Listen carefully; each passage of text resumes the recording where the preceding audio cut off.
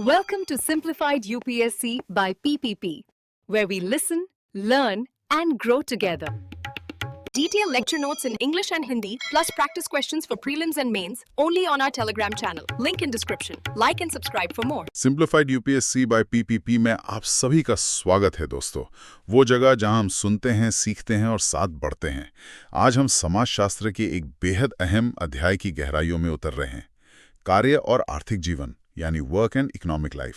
हाँ, और आज हमारा नजरिया जो है वो बिल्कुल समाजशास्त्रीय रहेगा। मतलब ये सिर्फ नौकरी या तनख्वाह की बात नहीं है ना? नहीं, बिल्कुल नहीं। हम समझेंगे कि समाज में काम का ताना बाना कैसे बुना गया है, ये वक्त के साथ कैसे बदला है, और आज के दौर के श्रम जिसे हम मॉडर्न लेबर कहते हैं उसे समझने के लिए कौन से सिद्धांत जरूरी हैं। बिल्कुल। अक्सर हम काम को बस एक 9 to 5 जॉब या महीने की पगार से जोड़कर देखते हैं, लेकिन समाजशास्त्र इसे कहीं ज्यादा गहराई से देखता है, एक सामाजिक गतिविधि के तौर पर जो समाज के पूरे ढांचे में रचा बसा है। सही कहा। जैसे देखिए, फिजिक्स में कार्य का मतलब सिर्फ बल गुणा दूरी होता है, फोर्स ओवर डिस्टेंस। हाँ। इकोनॉमिक्स में ये अक्सर पैसे या किसी इनाम के लिए की गई गतिविधि मानी जाती है। राइट। पर समाजशास्त्र के लिए काम मूल रूप से सामाजिक है। इसमें शक्ति संबंध मतलब पावर रिलेशंस, लोगों की उम्मीदें एक्सपेक्टेशंस और यहाँ तक कि संघर्ष कॉन्फ्लिक्ट भी शामिल होते हैं। ये संघर्ष वाला पॉइंट तो काफी अहम लगता है, खासकर जब हम औद्योगिक क्रांति के दौर को देखते हैं। बिल्कुल। जब मालिक मजदूर संबंध बहुत तनावपूर्ण थे, शायद यहीं से संघर्ष सिद्धांत कॉन्फ्लिक्ट थ्योरी की जड़ें निकलती हैं। बिल्कुल। और इसी सामाजिक पहलू को ठीक से समझने के लिए हमें कुछ बुनियादी शब्दों का फर्क साफ करना होगा, जैसे कि कार्य यानी वर्क, श्रम यानी लेबर, और रोजगार यानी एम्प्लॉयमेंट। हाँ, ये अक्सर एक जैसे लगते हैं। हाँ, लगते हैं, पर इनमें बारीक अंतर है, जानना जरूरी है। तो चलिए स्पष्ट करते हैं। वर्क या कार्य से शुरू करते हैं। ये क्या है? देखिए, वर्क ज्यादातर एक सरल सामुदायिक मतलब कम्युनल गतिविधि है, खासकर पुराने पूर्व औद्योगिक समाजों में। अच्छा। इसमें जरूरी नहीं कि कोई औपचारिक अनुबंध हो, कोई फॉर्मल कॉन्ट्रैक्ट या वेतन मिले। जैसे कोई उदाहरण? जैसे मान लीजिए परिवार के भीतर का काम है, घर की जरूरतें पूरी करने के लिए। ये सीधे उपयोगिता से जुड़ा था। मार्क्स ने इसे यूज वैल्यू कहा, मतलब किसी चीज की असल जरूरत पूरी करने की क्षमता। ठीक है, यूज वैल्यू। और फिर लेबर या श्रम, ये शब्द सुनने में ही थोड़ा भारी लगता है। और अक्सर होता भी है। लेबर में अक्सर मजबूरी या जबरदस्ती कोअर्जन का तत्व शामिल होता है, जैसे बंधुआ मजदूरी बॉन्डेड लेबर, या फिर बाल श्रम चाइल्ड लेबर। यहाँ रिश्ता अक्सर सामंती फ्यूडल या पारंपरिक ट्रेडिशनल होता है, या फिर कर्मकांडीय रिचुअलिस्टिक। कर्मकांडीय रिचुअलिस्टिक, इसका क्या मतलब हुआ यहाँ पर? इसका मतलब है कि ये रिश्ता सिर्फ बाजार का सौदा नहीं था, ये परंपरा, सामाजिक स्थिति या कर्तव्य पर आधारित था। अच्छा। सोचिए, पुराने सामंती भारत में जहां जमीन पर काम करना सिर्फ पैसे के लिए नहीं था, वो एक तरह का सामाजिक और शायद धार्मिक कर्तव्य भी था, जो परंपरा और जाति व्यवस्था से बंधा हुआ था। तो वो कर्मकांडीय पहलू है, ये कोई स्वतंत्र रूप से चुना गया अनुबंध नहीं था, है ना? समझ गया, ये काफी अलग है। और तीसरा है एम्प्लॉयमेंट यानी रोजगार। हाँ, एम्प्लॉयमेंट ये एक आधुनिक अवधारणा है, मॉडर्न कॉन्सेप्ट। इसमें नियोक्ता एम्प्लॉयर के साथ एक संविदात्मक संबंध होता है, एक कॉन्ट्रैक्चुअल रिलेशनशिप। ये आमतौर पर स्वैच्छिक वॉलंटरी माना जाता है, जिसमें शर्तें तय होती हैं, नियम होते हैं और एक कानूनी ढांचा, एक लीगल स्ट्रक्चर भी होता है। थोड़ी पसंद चॉइस की गुंजाइश होती है। ये अंतर अब बिल्कुल साफ है।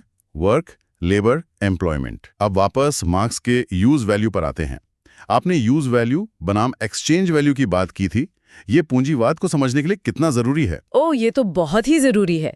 देखिए, यूज वैल्यू है किसी चीज की असल उपयोगिता। जैसे मैंने कहा, हथौड़े का काम कील ठोकना है, या कोट का काम है गर्म रखना। ये उसकी अपनी इनहेरेंट गुणवत्ता है, फिजिकल प्रॉपर्टी है। ठीक है। और एक्सचेंज वैल्यू? एक्सचेंज वैल्यू है बाजार में उस चीज की कीमत, मतलब वो कितने में बिक सकती है। ये हमेशा सापेक्ष होता है, रिलेटिव, आमतौर पर पैसे के मुकाबले। तो पूंजीवाद में क्या बदला? पूंजीवाद में बड़ा बदलाव यही आया कि उत्पादन का फोकस यूज वैल्यू से हट गया। मतलब जरूरत पूरी करने से हटकर एक्सचेंज वैल्यू पर चला गया। यानी मुनाफा कमाने पर। एग्जैक्टली, प्रॉफिट मैक्सिमाइजेशन पर। और मार्क्स के अनुसार यही बदलाव, ये जो जरूरत पर मुनाफे को प्राथमिकता देना है, यही पूंजीवाद में अलगाव, एलियनेशन और काम के निम्नीकरण, डिग्रेडेशन ऑफ वर्क का मूल कारण है, कोर मैकेनिज्म है। ठीक है, तो समय के साथ काम के इस बदलते स्वरूप को, इसके संगठन को समझने के लिए क्या हमारे पास कोई फ्रेमवर्क है, कोई ढांचा? हाँ बिल्कुल। स्रोत हमें एक 6 सूत्रीय ढांचा देते हैं, एक एनालिटिकल फ्रेमवर्क। ये किसी भी समाज में कार्य संगठन का विश्लेषण करने में मदद करता है। अच्छा, क्या है ये 6 बिंदु? पहला है गतिविधियां, एक्टिविटीज, मतलब असल में क्या काम किया जा रहा है। दूसरा, काम की प्रकृति, नेचर, वो कुशल है या अकुशल, स्किल्ड और अनस्किल्ड। तीसरा, शक्ति स्रोत, पावर सोर्स, मानव पशु शक्ति है या निर्जीव, इनएनिमेट, जैसे भाप या बिजली। ओके। चौथा, स्तरीकरण, स्ट्रैटिफिकेशन, इस काम के आधार पर समाज में क्या पदानुक्रम, हायरार्की बनती है। पांचवां, गतिशीलता, मोबिलिटी, क्या लोग अपनी भूमिका बदल सकते हैं, ऊपर जा सकते हैं। और छठा, अलगाव की degree, degree of alienation, worker अपने उत्पाद से, प्रक्रिया से या खुद से कितना अलग महसूस करता है। ये अलगाव वाला पॉइंट तो मार्क्स और वेबर दोनों के लिए जरूरी था, है ना? हाँ बिल्कुल।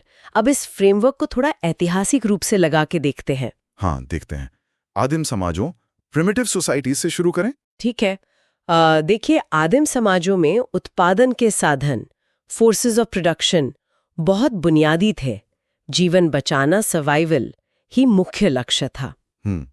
गतिविधि क्या थी? शिकार करना और भोजन इकट्ठा करना, हंटिंग एंड गैदरिंग। श्रम विभाजन बहुत कम था, ज्यादातर उम्र और लिंग के आधार पर। परिवारी सब कुछ था, आत्मनिर्भर इकाई। और संपत्ति? संपत्ति सामुदायिक थी, कम्युनल ओनरशिप। उत्पादन सीधे जरूरत के लिए होता था, इसलिए अलगाव, एलियनेशन बहुत कम था। काम का उद्देश्य साफ और तात्कालिक था। ठीक है, फिर आते हैं सामंती कृषि समाज, फ्यूडल एग्रेरियन सोसाइटीज। यहाँ आर्थिक आधार कृषि, एग्रीकल्चर बन गया। इससे अतिरिक्त उत्पादन, सरप्लस संभव हुआ। अच्छा, सरप्लस। हाँ, और इसी सरप्लस से व्यापार बढ़ा और समाज ज्यादा स्तरीकृत, स्ट्रैटिफाइड हो गया। 3 वर्ग उभर कर आए, पादरी, क्लर्जी, कुलीन, नोबिलिटी और सामान्य जन, कॉमनर्स। भूमिकाएं कैसे तय होती थीं? भूमिकाएं जन्म या स्थिति के आधार पर तय थी, एस्क्रिप्टिव थीं, योग्यता या कौशल पर नहीं। इसलिए सामाजिक गतिशीलता, सोशल मोबिलिटी बहुत कम थी। काम एक दायित्व था, ऑब्लिगेशन, जो परंपरा और धर्म से जुड़ा था। धर्म का बहुत बड़ा रोल था इस पूरी व्यवस्था को सही ठहराने में। और फिर आया बड़ा बदलाव, पूंजीवादी औद्योगिक समाज, कैपिटलिस्ट इंडस्ट्रियल सोसाइटीज। हाँ, औद्योगिक क्रांति, इंडस्ट्रियल रेवोल्यूशन। फैक्ट्री सिस्टम आ गया, मशीनों का बड़े पैमाने पर इस्तेमाल होने लगा। श्रम का विभाजन बहुत जटिल हो गया, complex division of labour. Her worker एक छोटा विशेषीकृत काम करने लगा। उत्पादन का मकसद भी बदल गया। बिल्कुल, उत्पादन अब मुनाफे के लिए था, एक्सचेंज वैल्यू बढ़ाने के लिए, खुद के उपयोग, सेल्फ कंजम्पशन के लिए नहीं। मुद्रा अर्थव्यवस्था, मनी इकोनॉमी, जरूरी हो गई लेन देन और निवेश के लिए। इस फ्रेमवर्क के हिसाब से यहाँ क्या बदला? यहाँ सामाजिक गतिशीलता की संभावना तो बढ़ी, हाई मोबिलिटी थी, पर अक्सर इसकी कीमत चुकानी पड़ी उच्च अलगाव, हाई एलियनेशन के रूप में। वो फैक्ट्री का दौरा वाला विशेषीकृत काम। हाँ, समझ सकता हूँ। इस नए औद्योगिक सिस्टम को चलाने के लिए, इसे मैनेज करने के लिए नए तरीकों की जरूरत पड़ी होगी। बिल्कुल, और यहीं पर एंट्री होती है एफडब्ल्यू टेलर की। एफडब्ल्यू टेलर और उनके साइंटिफिक मैनेजमेंट, या जिसे टेलरिज्म भी कहते हैं। टेलर, इनका मकसद क्या था? उनका सीधा मकसद था आर्थिक दक्षता, इकोनॉमिक एफिशिएंसी को बढ़ाना, खासकर श्रम उत्पादकता, लेबर प्रोडक्टिविटी को अधिकतम करना। वो चाहते थे कि मैनेजमेंट के पुराने अंगूठे के नियम, रूल ऑफ थंब तरीकों को विज्ञान, साइंस से बदला जाए। विज्ञान से कैसे? उनके सिद्धांत क्या थे? टेलर के 4 मुख्य सिद्धांत थे। पहला, काम के हर छोटे हिस्से के लिए एक विज्ञान विकसित करो। दूसरा, वर्कर का वैज्ञानिक तरीके से चयन करो, उसे ट्रेनिंग दो और डेवलप करो। मतलब एक सबसे अच्छे तरीके, वन बेस्ट वे से काम करने की कठोर ट्रेनिंग। ओके। तीसरा, मैनेजमेंट और वर्कर के बीच पूरा सहयोग, हार्टी कोऑपरेशन सुनिश्चित करो। और चौथा, जो बहुत महत्वपूर्ण है, जिम्मेदारी का साफ बंटवारा करो। जिम्मेदारी का बंटवारा मतलब सोचने का काम, प्लानिंग, ऑर्गेनाइजिंग, ये सब मैनेजमेंट करेगा और शारीरिक काम, मैनुअल वर्क, वो वर्कर करेगा। दिमाग और हाथ का पूरी तरह से अलगाव, कंप्लीट सेपरेशन। इसका नतीजा क्या हुआ? असर क्या पड़ा? सीधा नतीजा था डी-स्किलिंग। डी-स्किलिंग मतलब कौशल हरण। काम को इतने छोटे, सरल, मानकीकृत, स्टैंडर्डाइज्ड हिस्सों में बांट दिया गया कि कुशल कारीगरों, स्किल्ड क्राफ्ट्स पीपल की जरूरत ही कम हो गई। अच्छा, मानकीकरण से प्रक्रिया ज्यादा प्रेडिक्टेबल हो गई, मैनेजमेंट का कंट्रोल बढ़ गया और वर्कर की शक्ति कम हो गई। वो आसानी से बदलने योग्य, रिप्लेसेबल बन गया। कोई उदाहरण है इसका? सबसे क्लासिक उदाहरण है हेनरी फोर्ड की असेंबली लाइन, कारों का बड़े पैमाने पर उत्पादन। फोर्डिज्म जो है वो टेलर के सिद्धांतों का ही एक तरह से एप्लीकेशन था। एफिशिएंसी तो शायद बढ़ी लगी, लेकिन इसकी सामाजिक कीमत क्या थी? कीमत थी दोहराव वाला अमानवीय काम, रिपेटिटिव डीह्यूमनाइजिंग वर्क। अब औद्योगिकरण, इंडस्ट्रियलाइजेशन के और व्यापक सामाजिक असर को देखते हैं। हाँ, समाजशास्त्री नजरिए से देखें तो ये सिर्फ तकनीक का बदलाव नहीं था। ऐसा नहीं कि बस शक्ति के स्रोत बदल गए। सजीव मतलब मानव या पशु शक्ति से निर्जीव, इनएनिमेट शक्ति जैसे भाप, तेल, बिजली पर आ गए। ये तकनीकी छलांग तो थी जिसने फैक्ट्री सिस्टम को संभव बनाया, पर ये समाज के बाकी हिस्सों से भी जुड़ा था। शिक्षा, धर्म, मूल्य। बिल्कुल, आर्थिक विकास कभी अकेले नहीं होता। ये शिक्षा के स्तर, धर्म, जाति व्यवस्था, समाज में चल रहे मूल्यों जैसे सामाजिक कारकों से गहराई से जुड़ा है। जैसे वेबर ने प्रोटेस्टेंट नैतिकता की बात की थी। हाँ, मैक्स वेबर ने दिखाया था कि कैसे कुछ प्रोटेस्टेंट मूल्यों ने पूंजीवाद की भावना, स्पिरिट ऑफ कैपिटलिज्म को बढ़ावा दिया। यही वजह है कि तकनीक भले ही समान हो, अलग-अलग देशों में पूंजीवाद का रूप अलग-अलग होता है। अच्छा, जैसे? हाँ, जैसे स्रोत बताते हैं भारतीय पूंजीवाद को कभी बाध्यकारी, कंपल्सिव कहा गया, शायद जल्दी मुनाफे की जरूरत से प्रेरित। जापानी पूंजीवाद को राष्ट्रवादी, नेशनलिस्ट कहा गया, जहां राज्य का मार्गदर्शन और कॉर्पोरेट निष्ठा अहम थी। और चीन? चीन का मॉडल समाजवादी पूंजीवाद, सोशलिस्ट कैपिटलिज्म कहलाता है। तो आप देख रहे हैं सामाजिक अधिरचना, सोशल सुपरस्ट्रक्चर तकनीक के असर को कैसे बदल देती है। ये बहुत दिलचस्प है। अब औद्योगिकरण के प्रभावों की बात करें तो कुछ सकारात्मक भी रहे होंगे और कुछ नकारात्मक भी। फंक्शनल और डिसफंक्शनल। सकारात्मक क्या थे? हाँ, देखिए, श्रम विभाजन बढ़ा तो सामाजिक गतिशीलता, सोशल मोबिलिटी के अवसर बढ़े। सामंती व्यवस्था टूटी क्योंकि अब जमीन से ज्यादा कौशल मायने रखने लगा। उद्योग और व्यापार धन और प्रभाव के नए रास्ते बने। शिक्षा का महत्व बढ़ा क्योंकि कुशल मैनेजर और तकनीशियन चाहिए थे। और परिवार? मोबाइल वर्कर की जरूरत बढ़ी तो लोग शहरों की ओर आए, जिससे छोटे नाभिकीय परिवार, न्यूक्लियर फैमिलीज बढ़े। शहरी केंद्रों में समृद्धि आई, कई लोगों का जीवन स्तर सुधरा, संचार नेटवर्क बेहतर हुए। ये तो हुए सकारात्मक पहलू। अब नकारात्मक या अकार्यात्मक क्या थे? दुर्खाइम ने इसे यांत्रिक श्रम विभाजन, मैकेनिकल डिवीजन ऑफ लेबर कहा, जो सिर्फ बाजार की मांगों से प्रेरित था। मानवीय जरूरतें पीछे रह गईं, मुनाफे पर बहुत ज्यादा ध्यान केंद्रित हो गया। और पर्यावरण? पर्यावरण का अभूतपूर्व विनाश हुआ, प्रदूषण बढ़ा, बड़े-बड़े निगम, कॉर्पोरेशंस और बहुराष्ट्रीय संगठन, मल्टीनेशनल ऑर्गेनाइजेशंस, एमएनसीज उभरे। स्रोत तो ये भी कहते हैं कि ये कभी-कभी चुनी हुई सरकारों पर भी हावी हो सकते हैं। संघर्ष भी तो बड़े होंगे। हाँ, नए और तीव्र संघर्ष सामने आए। ट्रेड यूनियनवाद, हड़तालें, तालाबंदी, संगठित श्रम, ये सब वर्ग संघर्ष, क्लास स्ट्रगल के मुख्य रूप बन गए। जैसे जैसे समाज और जटिल होता गया, काम को संगठित करने के तरीके भी बदले होंगे। फॉर्मल और इनफॉर्मल संगठन की बात आती है। फॉर्मल वर्क क्या है? फॉर्मल वर्क यानी औपचारिक कार्य। इसे आप वेबर्स की नौकरशाही, वेबर्स ब्यूरोक्रेसी के विचार से जोड़ सकते हैं। अच्छा। इसकी विशेषताएं हैं स्थापित नियम, एस्टैब्लिश्ड रूल्स, लिखित अनुबंध, रिटन कॉन्ट्रैक्ट्स, स्पष्ट पदानुक्रम, हायरार्कीज, तय प्रक्रियाएं, प्रोसीजर्स और कानूनी सुरक्षा, लीगल प्रोटेक्शंस जैसे न्यूनतम मजदूरी, सामाजिक सुरक्षा, सुरक्षा के नियम। और इसमें काम और निजी जीवन अलग-अलग होते हैं? हाँ, काम और व्यक्तिगत जीवन का स्पष्ट पृथक्करण होता है। संचार भी औपचारिक, फॉर्मल होता है। लेकिन क्या ये औपचारिक नियम हमेशा असलियत में उतनी ही सख्ती से लागू होते हैं? हमेशा नहीं। यहीं पर मेयर और रोवन जैसे समाजशास्त्रियों का काम आता है। उन्होंने मिथक और समारोह, मिथ एंड सेरेमनी की बात की। मिथक और समारोह, ये क्या है? उनका कहना था कि कई बार ये औपचारिक नियम और आधिकारिक प्रथाएं सिर्फ दिखाने के लिए होती हैं। वैधता, लेजिटिमेसी और तार्किकता, रैशनैलिटी दिखाने का एक तरीका। अच्छा। जबकि असल काम अक्सर अनौपचारिक नेटवर्क्स, इनफॉर्मल नेटवर्क्स के जरिए या नियमों को थोड़ा इधर-उधर करके बेंडिंग द रूल से चलता है। ये बात हमें सीधे इनफॉर्मल सेक्टर यानी अनौपचारिक क्षेत्र की ओर ले जाती है, जो भारत जैसे देश के लिए तो बहुत ही महत्वपूर्ण है। हाँ, बहुत ज्यादा। अनौपचारिक क्षेत्र की परिभाषा ही अक्सर इस बात से तय होती है कि इसमें क्या नहीं है। मतलब कोई निश्चित नियम नहीं होते, अक्सर आकस्मिक श्रम, कैजुअल लेबर होता है, कोई कानूनी या सामाजिक सुरक्षा जाल नहीं होता, no minimum wage guarantee, no social security contribution, सुरक्षा के मानक बहुत खराब होते हैं, पुअर सेफ्टी, और नौकरी की भारी अनिश्चितता और अस्थिरता होती है, हाई जॉब प्रिकैरिटी, इंस्टेबिलिटी। लेकिन इसका भी अपना एक सामाजिक पहलू होगा। जरूर।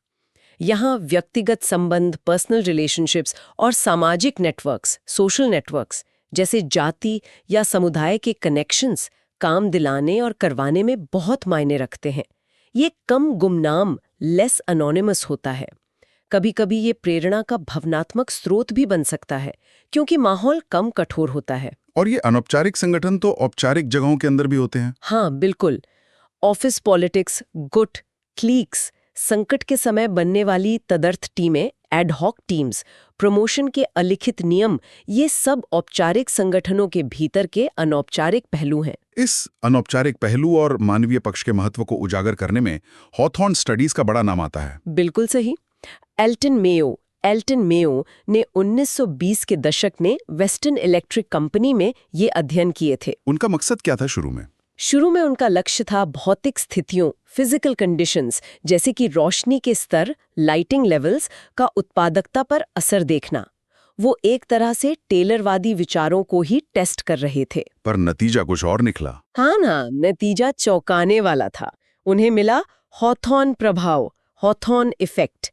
उन्होंने पाया कि कर्मचारियों की सिर्फ आर्थिक जरूरतें ही नहीं होती, बल्कि उनकी महत्वपूर्ण सामाजिक और मनोवैज्ञानिक जरूरतें, सोशल एंड साइकोलॉजिकल नीड्स भी होती हैं। कैसे पता चला? जब कर्मचारियों पर ध्यान दिया गया, उन्हें महत्व दिया गया, उन्हें लगा कि वो एक समूह का हिस्सा हैं, तो उनकी उत्पादकता बढ़ गई, चाहे रोशनी कम की गई हो या ज्यादा। अरे वाह, मतलब सिर्फ ध्यान दिए जाने से ही फर्क पड़ गया। हाँ, इससे पता चला कि गैर आर्थिक जरूरतें, नॉन इकोनॉमिक नीड्स, प्रेरणा, मोटिवेशन के लिए कितनी महत्वपूर्ण है। इसका क्या असर हुआ? इस खोज ने संगठनात्मक अध्ययन में ह्यूमन रिलेशन स्कूल को जन्म दिया।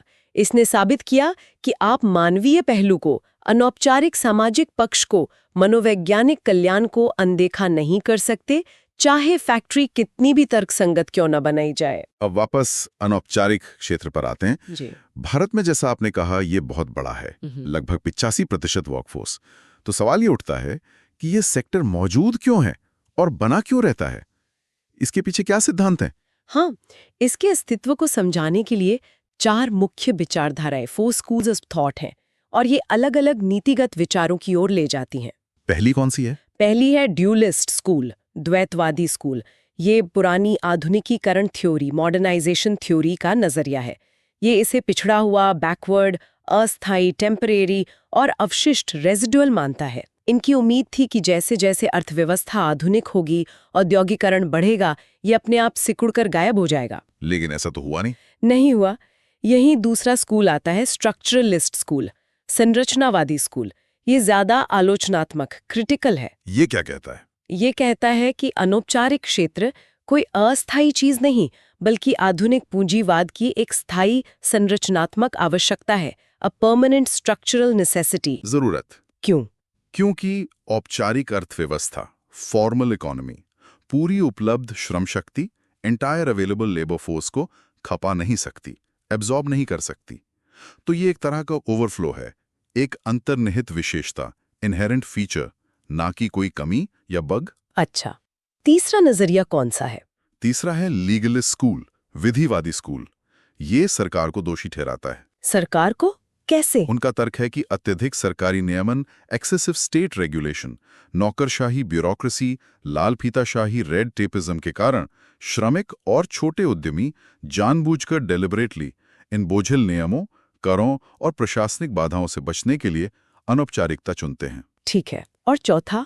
यह आज के दौर में काफी प्रासंगिक लगता है। हाँ, वॉलंटरी स्कूल, स्वैच्छिक स्कूल, ये मानता है कि कम से कम कुछ अनौपचारिक काम लोग अपनी मर्जी से एक सकारात्मक, स्वैच्छिक पसंद, पॉजिटिव वॉलंटरी चॉइस के रूप में चुनते हैं। क्यों चुनते हैं? क्योंकि वो ज्यादा लचीलापन, फ्लेक्सिबिलिटी, स्वायत्ता, ऑटोनॉमी या बेहतर कार्य जीवन संतुलन, वर्क लाइफ बैलेंस चाहते हैं। सोचिए कुशल फ्रीलांसरों के बारे में, गिग इकोनॉमी में काम करने वालों के बारे में या वर्क फ्रॉम होम करने वालों के बारे में।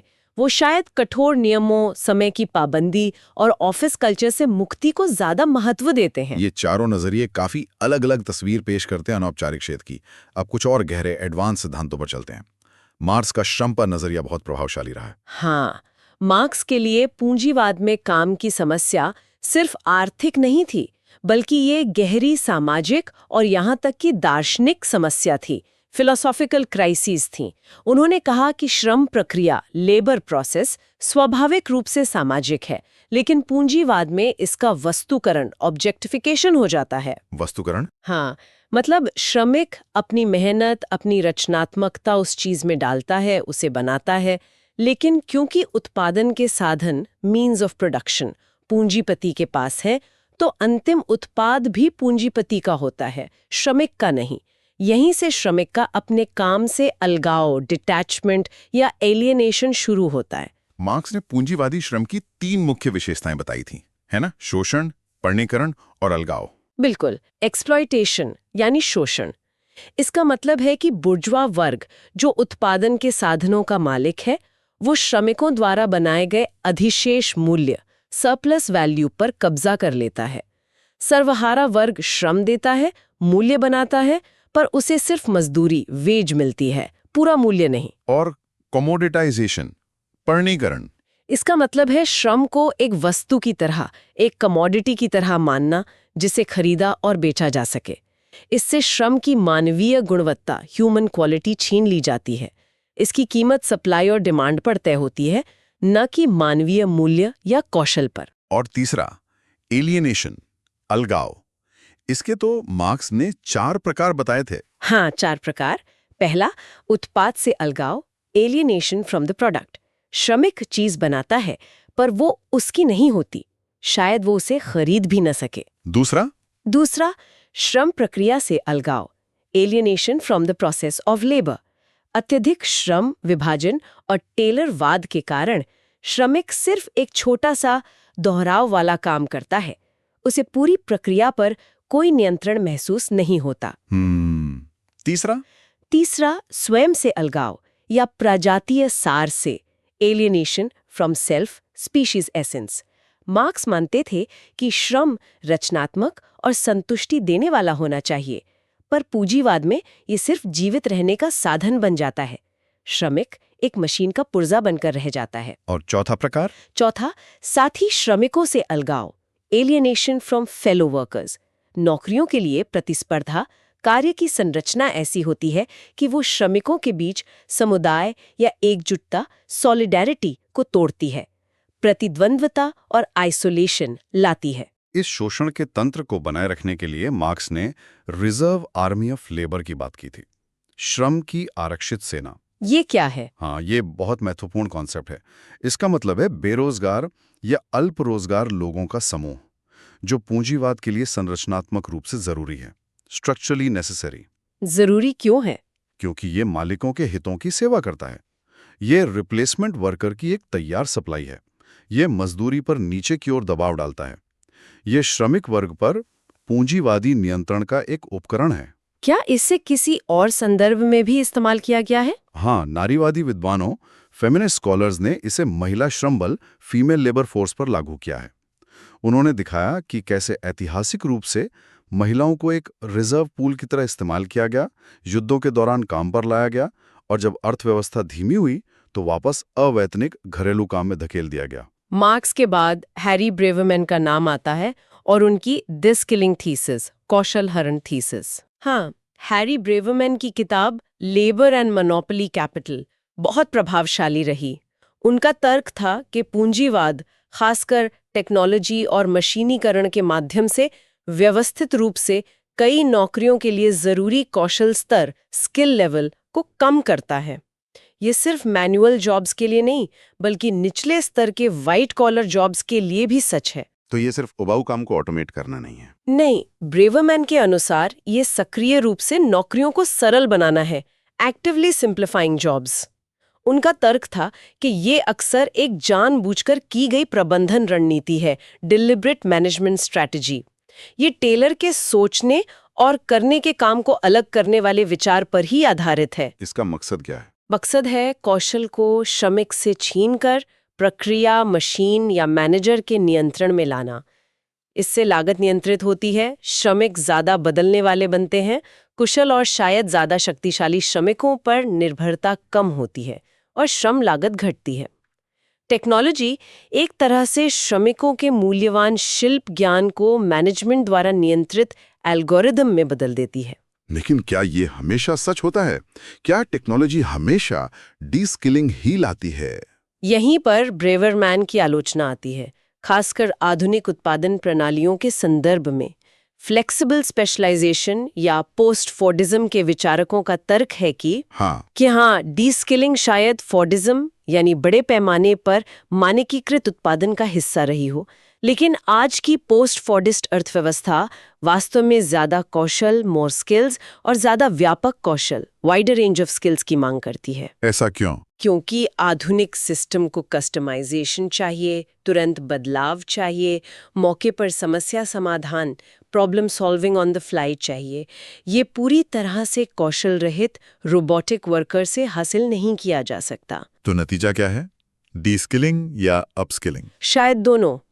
पुराने विशिष्ट कौशल मर सकते हैं, लेकिन श्रमिकों को अक्सर नए, ज्यादा व्यापक, ज्यादा समग्र कौशल, न्यू, ब्रॉडर, मोर होलिस्टिक स्किल्स हासिल करने की जरूरत होती है। तो डीस्किलिंग पूरी कहानी नहीं है। ये हमें आज के दौर के एक और महत्वपूर्ण कॉन्सेप्ट पर लाता है, फ्लेक्सिबल लेबर या पोर्टफोलियो वर्कर्स। हाँ, चार्ल्स हैंडी ने अपनी किताब दी एम्प्टी रेनकोट में इसकी बात की। आज का बाजार गति, स्पीड और प्रतिक्रिया, रिस्पॉन्सिवनेस चाहता है। तो पोर्टफोलियो वर्कर कौन है? पोर्टफोलियो वर्कर वो है जिसके पास एक निश्चित काम या जॉब की बजाय कई सारे स्किल्स का एक पोर्टफोलियो होता है। वो एक लचीले, अक्सर ऑन डिमांड श्रम बाजार में काम करते हैं। गिग इकोनॉमी इसका सबसे बड़ा उदाहरण है शायद। शॉर्ट टर्म कॉन्ट्रैक्ट, फ्रीलांस काम। बिल्कुल, Uber driver, freelance writer, graphic designer, ये सब इसके उदाहरण हैं। ये श्रमिकों को कुछ हद तक पसंद और लचीलापन, चॉइस और फ्लेक्सिबिलिटी देता है, जैसा कि वॉलंटरी स्कूल ने कहा था। लेकिन इसका दूसरा पहलू भी तो है। हाँ, और वो बहुत महत्वपूर्ण है। ये नियोक्ताओं को बहुत ज्यादा शक्ति देता है कि वो आसानी से लोगों को काम पर रखें और निकाल दें, हायर एंड फायर इजीली, और पेंशन, हेल्थ बेनिफिट्स जैसी दीर्घकालिक प्रतिबद्धताओं, लॉन्ग टर्म कमिटमेंट से बच सकें। तो इसका अंतिम परिणाम क्या है? अंतिम परिणाम है श्रम में बढ़ती हुई अनिश्चितता, इंक्रीज्ड प्रिकेरिटी, सामाजिक सुरक्षा का बोझ, भविष्य की प्लानिंग करने का बोझ भारी रूप से व्यक्तिगत श्रमिक, इंडिविजुअल वर्कर पर स्थानांतरित हो जाता है। ये तो आज की हकीकत है। चलिए इन सब जटिल अवधारणाओं को यूपीएससी मेंस के एक वास्तविक प्रश्न पर लागू करके देखते हैं। 2017 में एक सवाल आया था, श्रम का अनौपचारीकरण क्या है? भारत के विशेष संदर्भ में अपना उत्तर लिखें। What is informalization of labour? Write your answer with special reference to India. इसका एक अच्छा जवाब कैसे संरचित किया जा सकता है? बहुत अच्छा सवाल है ये समझने के लिए। सबसे पहले हमें इनफॉर्मलाइजेशन को परिभाषित करना होगा। कैसे करेंगे? हम कह सकते हैं कि ये अनौपचारिक रोजगार व्यवस्थाओं के बढ़ते प्रभुत्व, ग्रोइंग डोमिनेंस को दिखाता है। मतलब ऐसी नौकरियां बढ़ रही हैं जहां श्रम कानूनों का पालन नहीं होता, लिखित अनुबंध नहीं होते और नियोक्ता द्वारा कोई औपचारिक सामाजिक सुरक्षा लाभ नहीं दिए जाते। ये बढ़ती नौकरी असुरक्षा या अनिश्चितता, राइजिंग जॉब इनसिक्योरिटी और प्रिकैरिटी का एक मापक है। ठीक है, परिभाषा हो गई। इसके बाद हमें इसके कारणों को जोड़ना होगा। इसे वैश्विक पूंजीवाद और वैश्वीकरण, ग्लोबल कैपिटलिज्म, ग्लोबलाइजेशन से जोड़ना महत्वपूर्ण है। कैसे? तीव्र अंतर्राष्ट्रीय प्रतिस्पर्धा, इंटेंस इंटरनेशनल कंपटीशन के कारण नियोक्ता लागत में कटौती करने के लिए अनौपचारिक कम मजदूरी वाले श्रम की ओर धकेले जाते हैं। यहाँ संरचनावादी दृष्टिकोण स्ट्रक्चरलिस्ट पर्सपेक्टिव फिट बैठता है। और राज्य की भूमिका? हाँ, राज्य की विफलता या अनिच्छा, स्टेट्स फेलियर और अनविलिंगनेस भी एक कारण है कि वो श्रम कानूनों को सख्ती से लागू नहीं कर पाता या नहीं करना चाहता। अब भारतीय संदर्भ पर आते हैं। यहाँ आंकड़े देना बहुत जरूरी है। भारत में इसका पैमाना चौंका देने वाला है। अनुमान है कि कुल कार्यबल का लगभग 85% अनौपचारिक श्रम बल, इनफॉर्मल लेबर फोर्स है। 85% बहुत ज्यादा है तो। हाँ, और इसके परिणाम क्या हैं? वही पुरानी समस्याएं, कम मजदूरी, लो वेजेस जो अक्सर न्यूनतम मजदूरी से भी कम होती है, गंभीर नौकरी असुरक्षा, सिवियर जॉब इनसिक्योरिटी, शोषणकारी प्रथाएं, एक्सप्लॉयटेटिव प्रैक्टिसेस और घटिया या असुरक्षित काम करने की स्थितियां, सबस्टैंडर्ड अनसेफ वर्किंग कंडीशंस, ये सब कानूनी सुरक्षा और उसके प्रवर्तन की कमी से पैदा होता है। क्या इसमें कोई सामाजिक आयाम भी है? कौन लोग ज्यादा प्रभावित होते हैं? बिल्कुल, ये बताना बहुत जरूरी है कि ये रैंडम नहीं है। हाशिए पर पड़े समूह, मार्जिनलाइज्ड ग्रुप्स जैसे अनुसूचित जाति, अनुसूचित जनजाति, अल्पसंख्यक, अनौपचारिक काम में असमान रूप से केंद्रित हैं, डिस्प्रोपोर्शनेटली कॉन्सेंट्रेटेड। तो ये एक दोहरा नुकसान हुआ। हाँ, डबल डिसएडवांटेज, एक तो कानूनी सुरक्षा का अभाव और दूसरा सामाजिक भेदभाव। लैंगिक आयाम, जेंडर डायमेंशन भी महत्वपूर्ण है। अनौपचारिक क्षेत्र में महिलाओं को अक्सर समान काम के लिए पुरुषों से भी कम भुगतान मिलता है। ये लिंग और जाति समुदाय की असमानताओं को और गहरा करता है। जवाब में क्या हमें कुछ सरकारी नीतियों का भी जिक्र करना चाहिए? हाँ, संक्षेप में हाल की कुछ योजनाओं का उल्लेख करना अच्छा रहेगा, जैसे ई श्रम पोर्टल, आयुष्मान भारत, PMJAY या एक राष्ट्र एक राशन कार्ड। इससे पता चलता है कि आप राज्य के हस्तक्षेपों से अवगत हैं, भले ही उनकी प्रभावशीलता पर बहस हो सकती है। और अंत में निष्कर्ष, कंक्लूजन में क्या लिखें?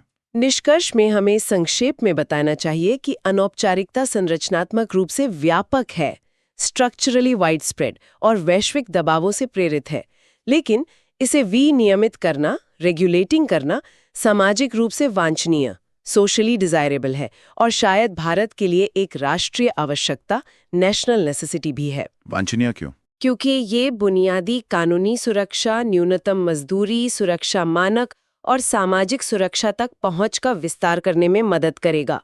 ये अधिक न्यायसंगत धन वितरण, इक्विटेबल वेल्थ डिस्ट्रीब्यूशन को बढ़ावा देगा, अत्यधिक नौकरी असुरक्षा से निपटेगा और कमजोर समुदायों के संरचनात्मक बहिष्कार, स्ट्रक्चरल एक्सक्लूजन के खिलाफ काम करेगा।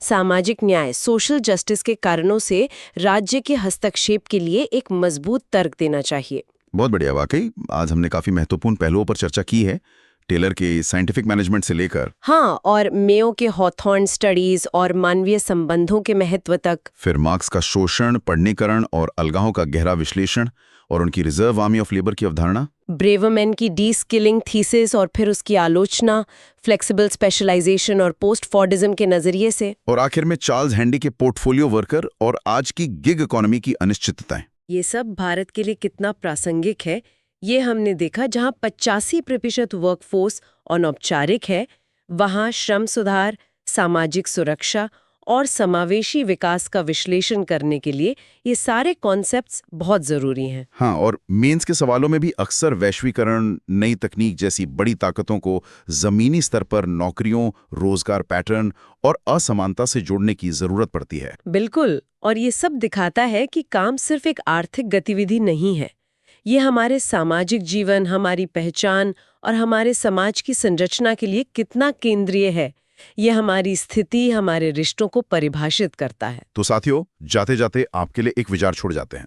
जरा सोचिए, हाँ, अगर इंडस्ट्री 4.0 यानी advanced automation, artificial intelligence, D skilling को और आगे बढ़ाती है या शायद व्यापक डी वर्किंग की ओर ले जाती है, जहां बड़ी संख्या में लोग काम से बाहर हो जाते हैं, तो क्या होगा? अगर बहुत से लोगों के लिए पारंपरिक अर्थों में काम ही गायब हो जाए, तो सामाजिक अलगाव, सोशल एलियनेशन के कौन से नए रूप सामने आ सकते हैं? या फिर अगर पारंपरिक नौकरी का बाजार नाटकीय रूप से सिकुड़ता है, तो मानवता को सामाजिक मूल्य, पहचान और यहाँ तक कि धन बांटने के नए तरीके कैसे खोजने होंगे, ऐसे तरीके जो उस केंद्रीय भूमिका को प्रतिस्थापित कर सकें जो सदियों से मजदूरी, श्रम, वेज लेबर ने निभाई है।